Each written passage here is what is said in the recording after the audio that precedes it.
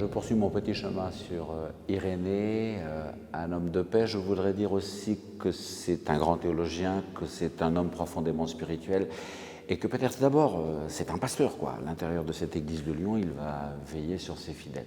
La semaine dernière, je me suis un petit peu trompé. J'ai dit qu'en 177, il était parti à Rome auprès du pape Victor. C'est le nom du pape d'après. J'ai fait la confusion, il s'agit du pape Éleuther.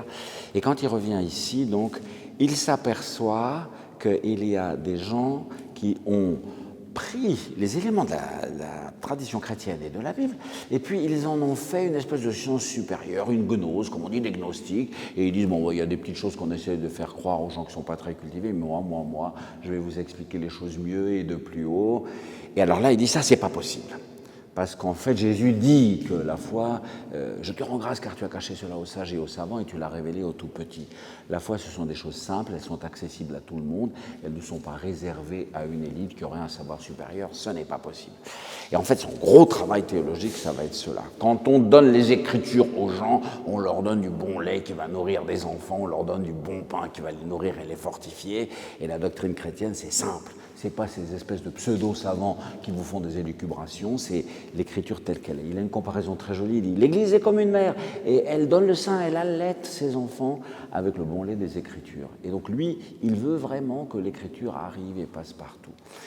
Pour moi, enfin c'est pas pour moi d'ailleurs, c'est une très jolie phrase que j'ai trouvée dans une catéchèse du pape Benoît XVI sur Irénée, c'est le premier grand théologien. Avant, on a eu des écrits, bien sûr, il y avait les textes de l'Écriture, puis avec des éléments théologiques majeurs. Et puis après, on avait saint Ignace d'Antioche, qui était d'ailleurs un ami de son maître Polycarpe. Il y a une lettre d'Ignace à Polycarpe. Il y a eu Justin, qui était un philosophe, qui réfléchissait entre la foi et la philosophie. Mais moi, la théologie d'Irénée, je la compare au jet d'eau de Genève. Vous voyez, vous connaissez, il s'en va à 100 mètres de haut, comme ça. C'est la première fois qu'on voit la théologie, si vous voulez, dans son élan, dans sa vigueur, dans sa force. C'est assez extraordinaire. Tout ça dans la force même de la parole de Dieu. Aujourd'hui, comme c'est devenu une science immense, on a divisé. Il y en a qui sont spécialistes de la Bible, on les appelle les exégètes, et puis ceux qui sont spécialistes du Christ, de l'Église, des sacrements, de la Trinité, de la morale. Non, chez lui, il n'y a pas ça. Quand il vous parle du Christ, il vous montre que c'est la perfection de l'humanité, c'est Dieu qui est venu chez les hommes, et que donc, en le suivant, on va avoir une humanité qui va être celle de la terre, qui va être lumière du monde. Et c'est ça véritablement son but, c'est-à-dire nous montrer comment le Christ nous conduit vers Dieu, en même temps nous nourrit et nous fortifie avec ses sacrements à l'intérieur de l'Église qui est notre famille, et qu'à partir du Christ, on va renouveler notre homme tout entier, dans notre corps, dans notre intelligence, dans notre cœur, dans notre personnalité. Lui, Irénée, il déteste la division entre une classe supérieure des intellectuels ou des philosophes et puis le menu peuple qui s'occupe des choses matérielles.